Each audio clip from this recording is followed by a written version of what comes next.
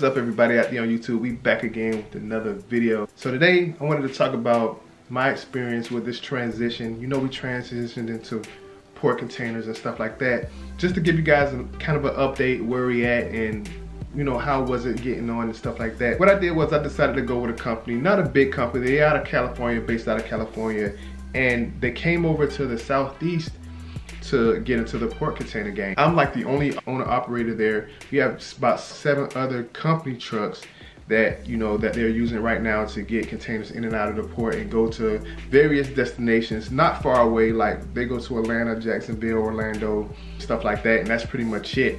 So we pretty much just stay within that parameter, and what they do is port drayage, meaning that we have a few clients that are right there local that we go into the port, pull containers out for them and drop them over at the warehouse.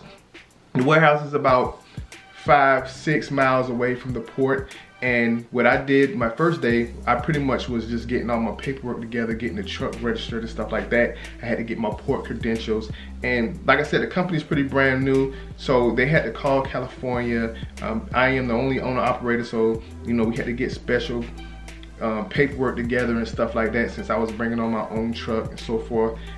My pay pretty much is the same from the last company.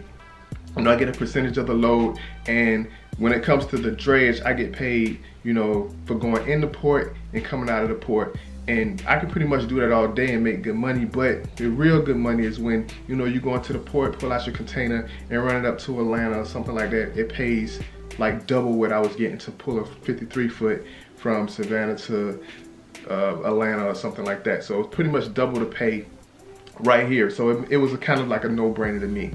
So the first day, you know, I got all my paperwork together. I took my truck over to the port, got it registered. They put like this scanner thing that has a barcode and stuff like that. They give it to you, you put it on the back of your truck, and that's kind of how the crane operators know what container you're coming into the port to pick up.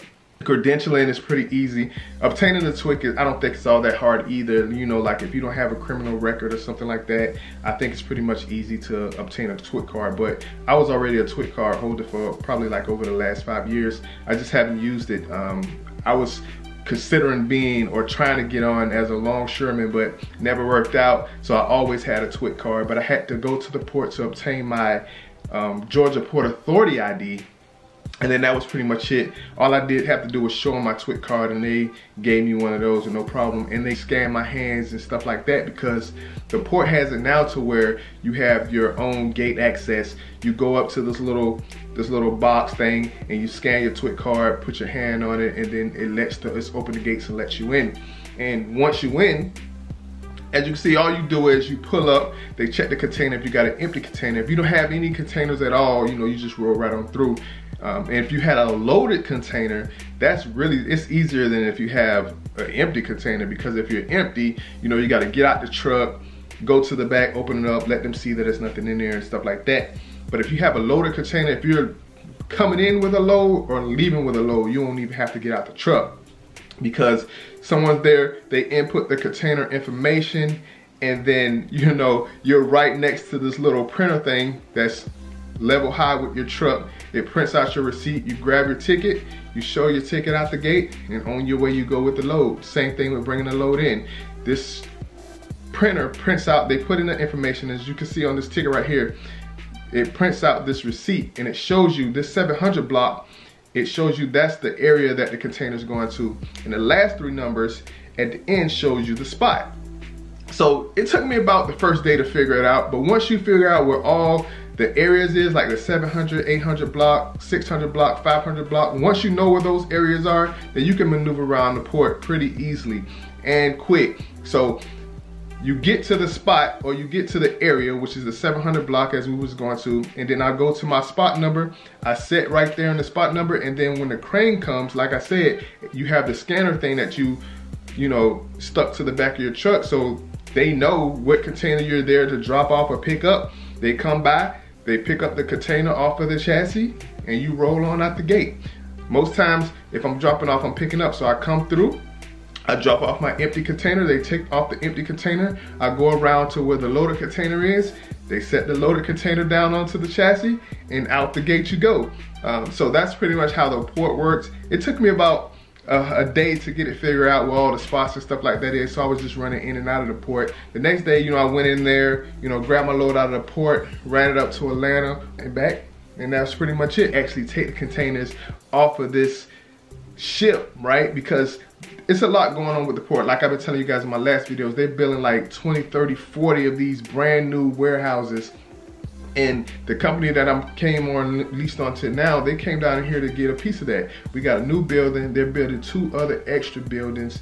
One's gonna be for like just the house all these containers that we gotta bring in out of the port. And then we have a warehouse that they're gonna do outbound stuff, kind of like where we bring in, or people that's doing dredge for the day, they will bring the port containers out of the port, and then they would offload it into the warehouse, and then they would then take those and load them onto the 53-foot trailers, you know, which we just came from, and then those loads can go, you know, who knows where, anywhere in the country. So I'm getting down like a little natural flow with it, so everything is running pretty good with that. And you know, how quick it is amazing. How like you just go in and they have like this whole system where they're, you know, they know that what you're dropping off and what you're picking up, and to see the crane pick up the you know, the containers off the ship and drop them onto the chassis and the trucks is just, you know, ride off with the load. It's a pretty unique system, and it's a lot of work. You're not gonna have to worry about whether, you know, you got work for the day and stuff like that, because they've been dredging the Savannah River for like 3 years to get bigger ships in. And if that doesn't work, they're gonna end up doing something with the bridge. They might want to, you know, build a higher bridge. They're gonna maybe get rid of that Talmadge bridge and build a brand new bridge that's taller so the bigger ships can fit in. So it's a lot going on with the port. You can see it happening, you know, like you're seeing these big, humongous warehouses pop up out of nowhere. Brand new companies is coming down here, and owner operators is getting in and leasing on. And you know, if you're running with your own authority and you getting your own direct contract with these shippers, you're gonna be making, I don't know, man, the money is gonna be endless. And then, you know, that's part of the game that I'm trying to get into. So that's what we're focusing on and we're working on right now. But that just was to give you guys an update on how everything was going at the port, give you guys an idea how things run and operate out of that port. So let me know what you guys think. Like, share, subscribe, and until next time, we'll see you in the next video.